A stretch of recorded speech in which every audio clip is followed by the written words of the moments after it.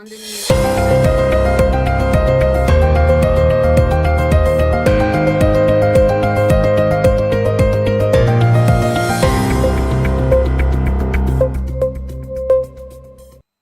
On the news headline, Tinubu meets Rivers Sole Administrator as Fubara vacates government house.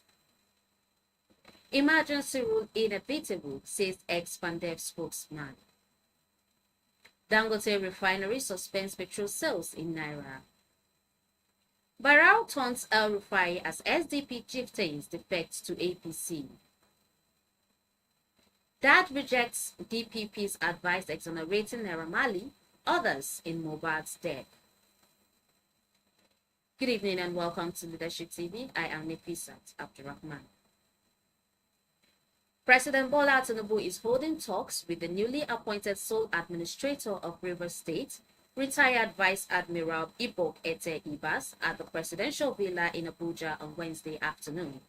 Vice Admiral Ibas, a former chief of naval staff, arrived at the State House at about 12:50 p.m. for the meeting, which comes just hours after the president imposed a state of emergency on the oil-rich state over prolonged political and security crisis. Meanwhile, the suspended governor of Rivers State, Sir Siminalayi Fubara, has left Government House, Port Harcourt. Leadership TV learned that the governor moved out on Wednesday morning. This is just as the new sole administrator of the state, Admiral Ibok Ete Ibas, prepares to resume. A security source said there was a change of guards at the seat of power as all the security details of the Government House have been redeployed and replaced. In the meantime, residents of Port Harcourt are going about their normal businesses as there is no sign of breakdown of law and order. The immediate past spokesman of the Pan Niger Delta Forum, PANDEF, Dr. Ken Robinson, has thrown his weight behind the declaration of state of emergency in Rivers State by President Bola Tinubu. Saying the decision was imperative and inevitable, Robinson, who stated this while speaking with newsmen in Port Harcourt on Wednesday, expressed the hope that Tinubu's action will put an end to the political crisis in the state. He said, "Unfortunately, the declaration of a state of emergency on Tuesday, 18th March 2025, by President Bola Tinubu and the subsequent measures taken by him were both imperative and inevitable. This action has, we hope, put an end to the unnecessary crisis and averted the potential loss of innocent lives and property in the state, as well as threats to our national economy and security." Robinson, who is also the convener of the socio-political pressure group, the Concerned Citizens of Rivers State, CCRS, called for peace and reconciliation among the parties involved in the crisis. The Dangote Petroleum Refinery has announced a temporary suspension of the sale of petroleum products in local currency, Naira.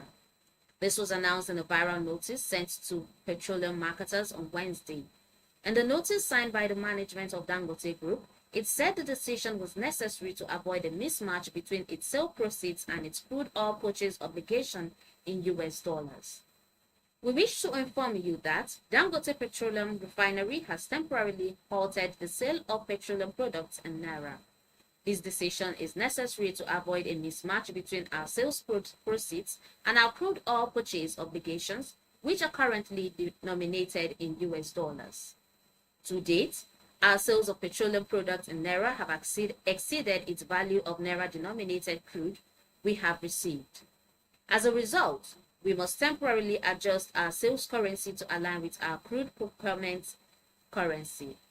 Our attention has also been drawn to reports on the internet claiming that we are stopping loading due to an incident of ticketing fraud. This is malicious falsehood. Our systems are robust and we have had no fraud issues. We remain committed to serving the Nigerian market efficiently and sustainably. As soon as we receive an allocation of Naira-denominated crude cargoes from NNPC, we will promptly resume petroleum product sales in Naira. We appreciate your understanding and cooperation during this period, it explained. In a significant development, key figures in the opposition Social Democratic Party SDP, including the party's 2023 vice presidential candidate, Yusuf Buhari, and Kano State governorship candidate Bala Gwagwarawa have officially defected to the ruling All Progressives Congress (APC). The defections, formalized at an event in Abuja on Tuesday, also saw the movement of the entire SDP State Working Committee in Kano State, 38 local government chairmen and secretaries, 13 state assembly candidates, and 6 House of Representatives candidates into the APC.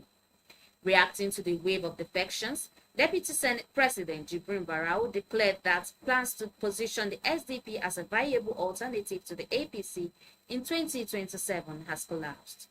He describes the shift as a fatal blow to former governor of Kaduna State, Nasir El-Rufai, who recently joined the SDP with hopes of reviving the party. APC National Chairman Abdullahi Ganduje welcomed the defectors, promising them equal rights and privileges within the ruling party. He described their move as a transition from darkness to light, emphasizing APC's commitment to transformative leadership under President Bola Tinubu. Moving on to entertainment, Joseph Aloba, the father of the late singer Ilereoluwa Aloba, popularly known as Mohbad, has urged the Lagos State High Court in Ikeja to nullify the legal advice, decisions, and recommendations made by the Director of Public Prosecutions (DPP) on the police investigation into the death of his son. Aloba is asking the court to declare as unlawful Magistrate Ejiro Kubenje's decision to discharge and acquit 4 suspects, including Abdulaziz Fashola, alias Naira Marley, Samson Balogun Eletu, Sam Larry, Owoduni Ibrahim, Prime Boy, and Pere Babatunde, based on legal advice.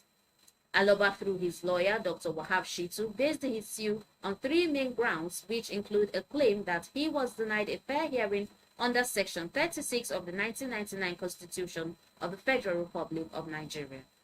He also argued that the DPP's legal advice preempts the ongoing coroner's inquest proceedings and that key suspects mentioned in these proceedings have allegedly been freed due to the DPP's recommendations. Coroner's proceedings were still ongoing on February 26, 2025. Magistrate Kubenje of the Yaba Magistrate Court discharged and acquitted the 4 suspects based on an undated legal advice from the respondents. Aloba contends that the respondents' action undermined the coroner's authority, thereby obstructing justice in the investigation. The applicant submitted that the respondents' failure to allow the coroner to conclude the proceedings and their issuance of legal advice preempts the inquest outcome, lacks jurisdiction, and is therefore null and void. No date was given for the hearing of the matter. And that's it on Leadership TV News. For more of our news stories, you can log on to our website on www.leadership.ng.